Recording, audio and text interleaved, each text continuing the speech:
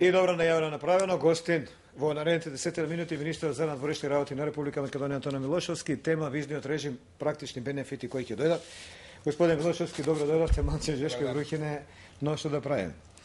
Треба и ние да поработиме, граѓаните видат кај вас зашто дават пари, кај нас зашто трошат време.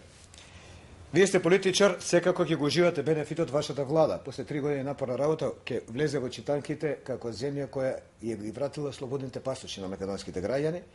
Имавме 18 години, 17 години олигархија, имавме крадење, имавме плячкање, имавме тато, имавме 250.000 вработени. На крај памет не ни беше еден ден ќе добиеме слободни пасоши како некогаш и пак сте црвени. Па јас мислам дека ова голем успех, историски. Мал чекор за Европа, голем за Република Македонија и сега ги слушав овие прилози и мислам дека навистина може да се забележи колку опипливо и конкретно ќе биде, колку конкретна ќе биде ползата за македонските граѓани. Во она што може да се пресмета во средства и заштеда, но и она што не може да се пресмета во пари, а тоа е заштитата на достоинството на еден граѓанин. Ај за пари, јас сум граѓанин и тука сум најзаинтересиран да имам ја кој бенефит имам. 14 милиона денеска се шокирав кога дојде новинарката со податоците. 14 милиона директно на шалтер се плаќаат за визи. Чисто да знаат гледачите кои пари се во прашање. СДСМ го заврши мандатот со буџет за земјоделие. Цело едно министерство и тоа еден од најпотрошачките ресурси 7 милиона евра. Значи ова е дупли буџет од Министерството на земјоделие во времето на мандатот на СДСМ. Повеќе од дупли буџет во културата. Тие не трошат за проекти 7 милиона евра. 14 милиона евра даале граѓаните за визи и тоа не се сите трошкови. Ќе дојдат битола, ќе дојдат Охрид, па автобус, па бензин, па јадење, па досаѓање на роднините у Скопје и така натаму. 20 милиона евра не се малце пари за Македонија да се заштедат со една дозвола од Европската унија. Нас како држава ни беше секоја година, извинете. Ова не беше приоритет и мислам дека е голема работа што го остваривме. За граѓаните на Република Македонија ова е прашање број 1. Во контекст општо на целата европска интеграција. Бидејќи европската интеграција има неколку фази, ова е една фаза во која станувате член на едно семејство во кое што слободата на движење е една од најголемите придобивки. Мислам дека финансискиот аспект е исто многу важен. За граѓаните тоа беше оптоварување. Исто беше оптоварување и за одредени амбасади, кои што има прилично и големи проблеми во однос на конзуларните работи. И незадоволство македонските граѓани кон тие амбасади. Незадоволство и што секако одеше некогаш ни во прилог на нивниот имидж, на имиджот на земјите тука во Република Македонија. Но за владата на Република Македонија е важно што овој процес е процес на зададена задача, остварена, исполнета и добиена заслужена награда.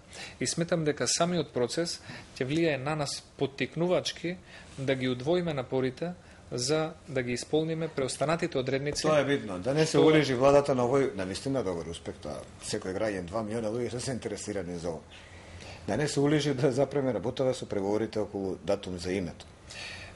Датум за отпочнување на преговорите е прашање кое што е поврзано со тие 8 одредници, но исполнувањето на визната либерализација и критериумите кои што ги остваривме во овој процес се комплементарни со тие одредници.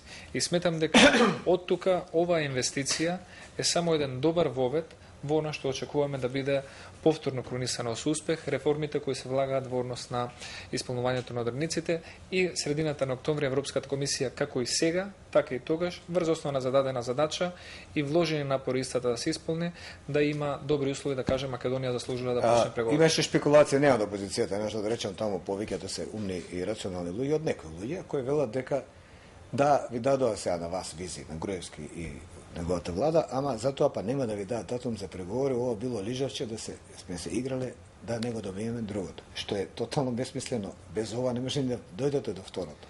Да, мислам дека ова е основниот предуслов за човек да може да очекува дека владата, администрацијата, сите институции што се вклучени во овој процес на евроинтеграција се способни воопшто да се надпреваруваат и да очекуваат успех во однос на добивањето на датум. Не ќе можевме да говориме за добивање на датум за преговори, ако не успеевме да исполниме оваа задача. Не се знае што е ова, ние кај НАТО имавме добри оценки, не успеавме заради грчкото вето. Албанскиот граѓанин нема проблеми со Грција и влезе во НАТО, ама нема пасош со кој може патува низ Европа, например.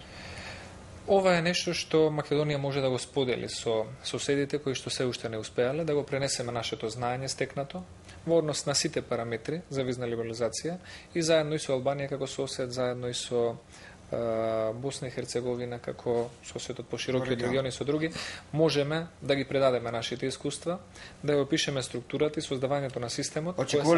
Очекувате ли навалица на државјанство и пасошот Косово и Албанија токму заради тоа што сега македонскиот пасош станува златна карта за овој регион?